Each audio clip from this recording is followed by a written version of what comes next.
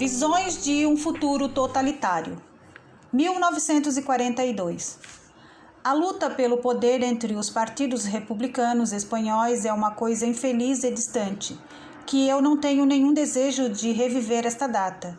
Menciono isso apenas para dizer: não acredite em nada ou quase nada do que você leu sobre assuntos internos do governo.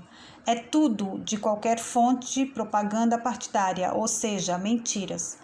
A ampla verdade sobre a guerra é bastante simples. A burguesia espanhola viu sua chance de esmagar o movimento operário e a tomou, auxiliada pelos nazistas e pelas forças reacionárias em todo o mundo. É devido que mais do que isso venha a ser estabelecido.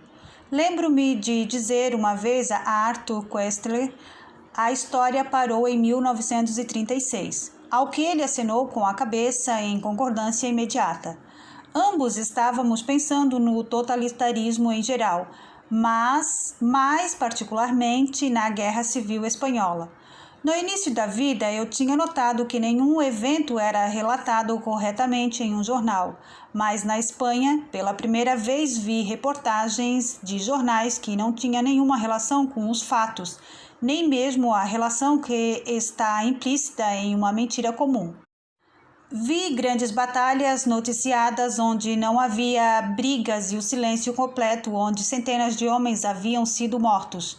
Vi tropas que haviam lutado bravamente serem denunciadas como covardes e traidoras, e outros que nunca haviam visto um tiro disparado serem saudados como os heróis de vitórias imaginárias.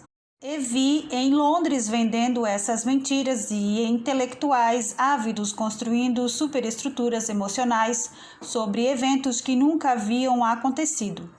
Vi, de fato, a história ser narrada não em termos do que aconteceu, mas do que deveria ter acontecido de acordo com várias, linhas partidárias. Mas, de certa forma, por mais horrível que tudo isso tenha sido, não foi importante. Tratava-se de questões secundárias, a saber, a luta pelo poder entre o Comitê e os partidos de esquerda espanhóis e os esforços do governo russo para impedir a revolução na Espanha.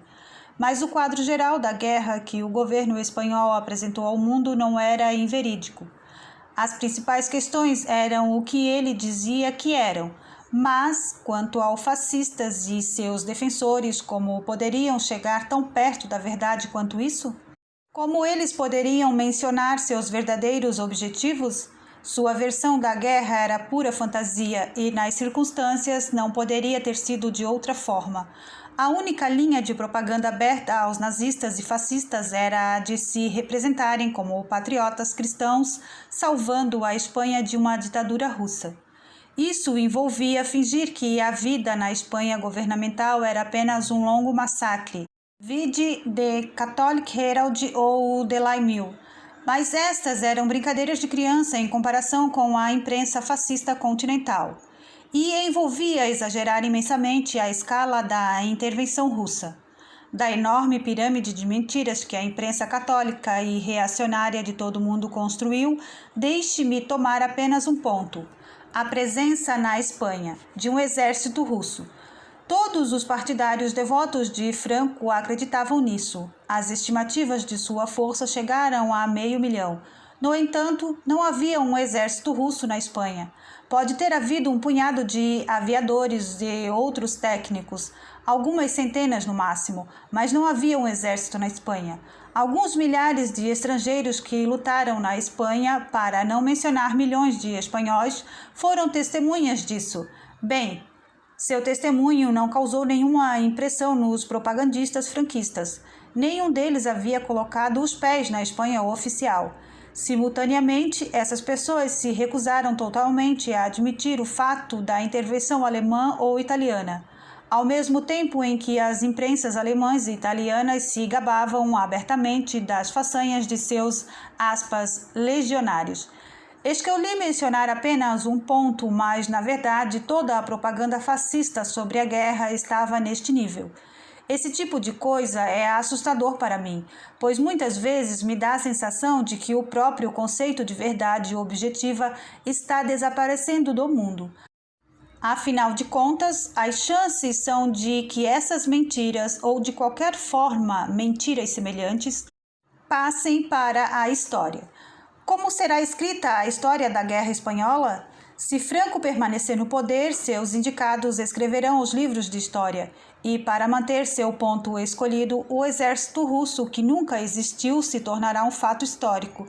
E as crianças da escola aprenderão sobre ele por gerações a partir de então.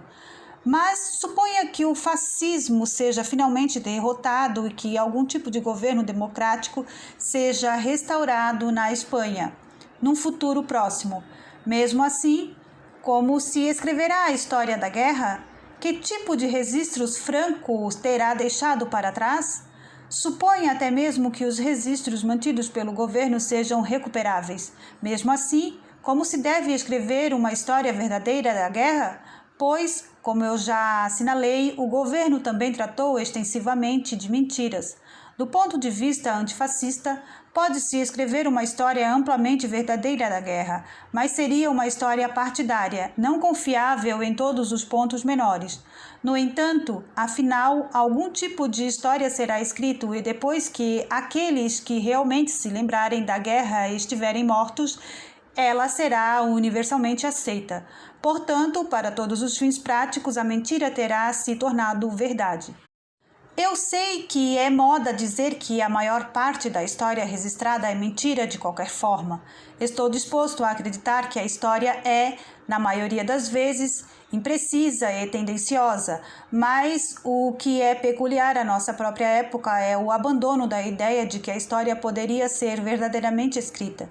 No passado, as pessoas mentiram deliberadamente ou coloriram inconscientemente o que escreviam, ou se esforçavam para obter a verdade, sabendo bem que deveriam cometer muitos erros, mas em cada caso eles acreditavam que os fatos existiam e eram mais ou menos detectáveis.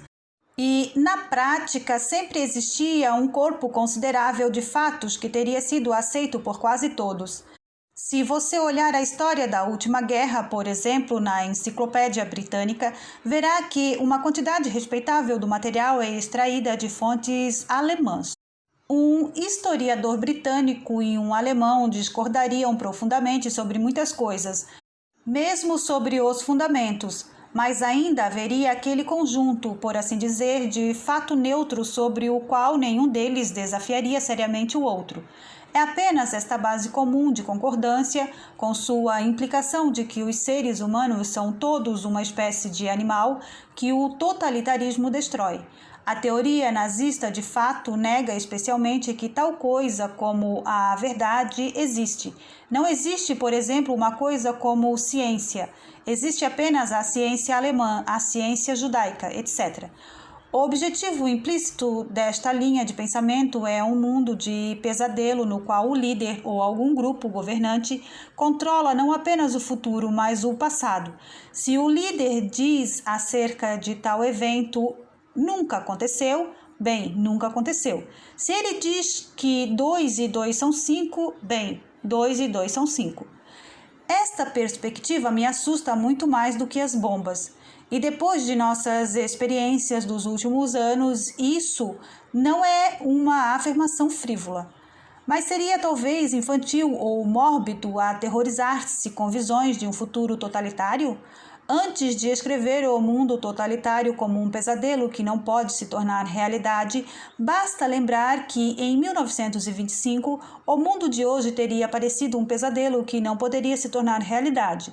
Contra esse mundo fantasmagórico mutável no qual o preto pode ser branco amanhã e o clima de ontem pode ser mudado por decreto, na realidade existem apenas duas salvaguardas. Uma é que, por mais que você negue a verdade continua existindo, por assim dizer, nas suas costas, e você, consequentemente, não pode violá-la de forma a prejudicar a eficiência militar. A outra é que, enquanto algumas partes do mundo permanecerem inconquistáveis, a tradição liberal pode ser mantida viva. Deixe o fascismo, ou possivelmente até uma combinação de vários fascismos, conquistar o mundo inteiro e essas duas condições não existem mais. Nós, na Inglaterra, subestimamos o perigo desse tipo de coisa, porque nossas tradições e nossa segurança passada nos dão a crença sentimental de que tudo dá certo no final e a coisa que você mais teme nunca acontece de fato. Nutridos durante centenas de anos em uma literatura na qual a direita invariavelmente triunfa no último capítulo, acreditamos meio a meio que o mal sempre se derrota a si mesmo ao longo prazo. O pacifismo, por exemplo, é fundamentado em grande parte nesta crença. Não resista ao mal e ele se destruirá de alguma forma. Mas por que deveria?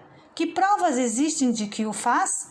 E que exemplo existe de um Estado industrializado moderno em colapso, a menos que seja conquistado do exterior pela força militar? Considere, por exemplo, a reinstituição da escravidão. Quem poderia ter imaginado há 20 anos que a escravidão voltaria à Europa? Bem, a escravidão foi restaurada sob nossos narizes.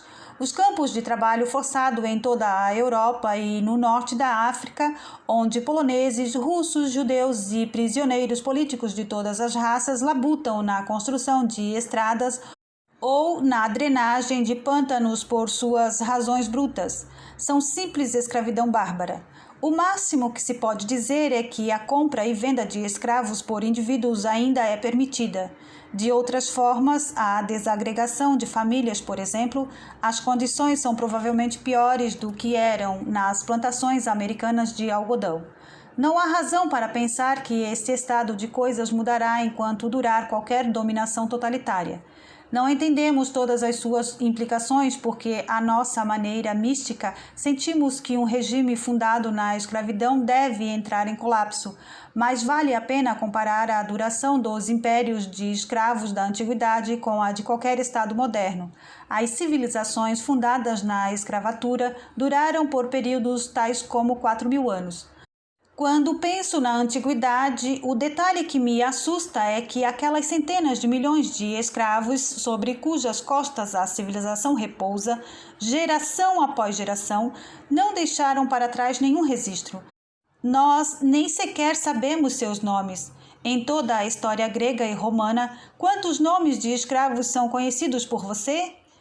Eu posso pensar em 2 ou possivelmente 3. Um é Espartacus, ou o outro é Epicteto. Além disso, na sala romana do Museu Britânico há um frasco de vidro com o nome do fabricante escrito no fundo, Félix Fecit. Tenho uma imagem mental viva do pobre Félix, um gaulês de cabelo vermelho e uma gola de metal ao redor do pescoço, mas na verdade ele pode não ter sido um escravo. Assim, há apenas 2 escravos cujos nomes eu definitivamente conheço, e provavelmente poucas pessoas podem se lembrar de mais. Os demais caíram em completo silêncio. Luckenbach, na Espanha, provavelmente em 1942. George Orwell. E se você gostou desse vídeo, deixe seu like, deixe um comentário, se inscreva no canal, compartilhe com seus amigos. Ative também o sininho das notificações.